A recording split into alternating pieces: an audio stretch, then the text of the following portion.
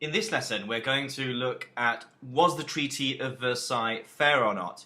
The treaty was a harsh treaty. It could have been harsher, but was it fair? We'll begin first by considering some German reactions to the Treaty of Versailles. Some elements in Germany, some sections of the German people, called the treaty a stab in the back. Let's look at this illustration. This is an illustration at the time. What some sections of German society did, they had a simplistic and a racist view of the treaty. They blamed Jews, socialists and communists for stabbing the German army in the back. Now this is inaccurate in a number of ways. First of all, the German army was militarily defeated and didn't need to be stabbed in the back by anybody.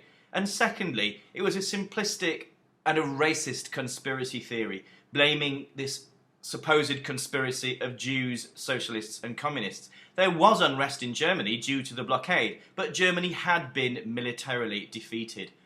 Unfortunately, many in Germany didn't realise the depth of the German military defeat.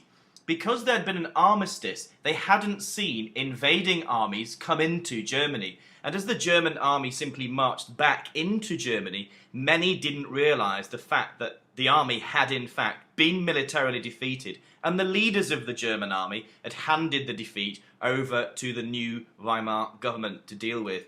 And so some people call this new Weimar government November criminals for signing the armistice, again not realising that they had little choice. If they hadn't signed, the war would simply have continued and the Allies would have invaded Germany.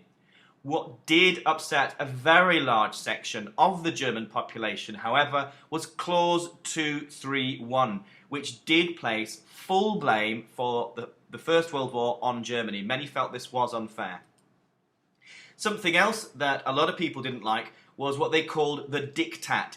The terms of the treaty were simply dictated or told to the German delegation at Versailles. They played no part in discussing the terms of the treaty. They were simply told, these are the terms of the treaty, you have to sign them or the war will continue.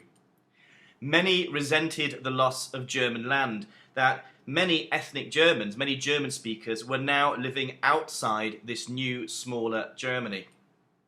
This is something that was said by Count Brockdorff, who was the leader of the German delegation at the Versailles Conference. He said this: "We are told we alone are guilty of having caused the war.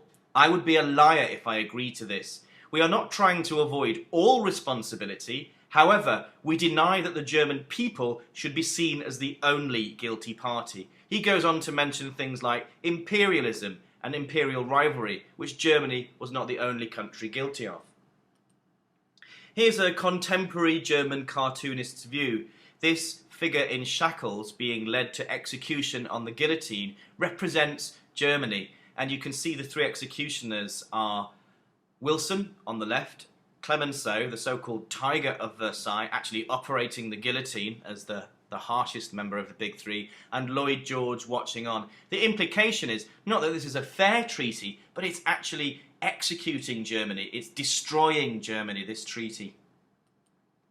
There were contemporary critics of the treaty at the time who were not German as well. Here's one, John Maynard Keynes. He was a British member of the delegation at Versailles. He said this: "It is not possible to lay the responsibility for the war on any single nation." He went on later to become a famous economist. He wrote this book, The Economic Consequences of the Peace. He was a British official at the Versailles Conference, but he actually walked out of the conference. He left in disgust at what he saw as the very unfair treatment of Germany. Now, he was influential, he became a famous economist, and many writers and politicians, not just in Germany, but in Britain too, they agreed with John Maynard Keynes. They said the treaty was too harsh, and that it was essentially going to destroy the economic life of Germany, and that was in nobody's interests. However, there are alternative interpretations and views of the treaty. Here's one written in 1976 by an American historian, Sally Marx. She said this: "The Versailles Treaty was severe, but it is amazing that it was not more so. The real difficulty was not that the treaty was exceptionally severe, but that the Germans thought it was. Here, Sally Marx is pointing out that a lot of responsibility for starting the war lay with Germany. Remember, that encouraged Austria-Hungary to attack Serbia. Remember, the Schlieffen Plan involved Germany attacking France first.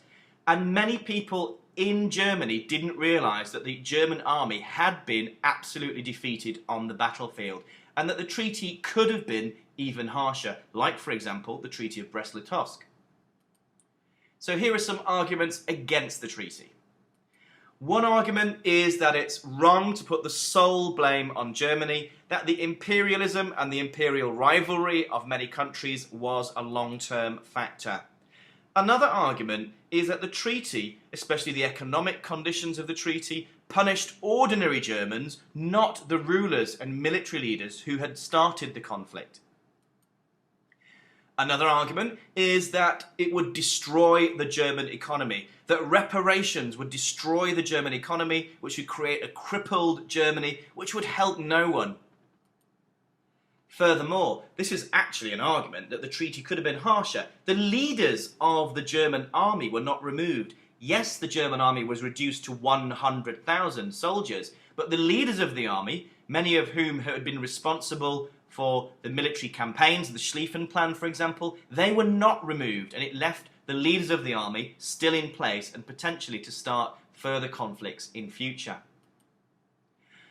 Another point that was made in Germany at the time was, what about the 14 points, Wilson's 14-point speech that he made in January of 1918? Many Germans said, we expected to get a peace based on the 14 points and Wilson's just peace, but we didn't get that. For example, many German speakers were now left outside Germany. This didn't seem to be in accordance with Wilson's principle of self-determination. There are, however, arguments for the treaty also. One is that it didn't take really that much land from Germany. Certainly didn't split up Germany like Clemenceau wanted. Alsace-Lorraine was returned to France, and they did lose the Polish corridor, but not an immense amount of land was lost by Germany. Another argument is that by Germans saying they expected a peace based on Wilson's 14 points is somewhat hypocritical, because Wilson made that speech back in January of 1918, and at that time Germany seemed to be doing quite well in the war. They were winning in the east against Russia. They signed the very harsh Treaty of Brest-Litovsk, where a lot of Russian land was taken from Russia. And so at the time they had the opportunity to sue for peace at the time, based on Wilson's 14 points, but back in January, when Wilson made that speech, they didn't ask for peace back then. Another point is that the reparations didn't destroy the German economy. For example, in 1925, German industry was producing twice as much steel as Britain, one of the victors of Versailles. So what do you think? Which arguments do you find more persuasive?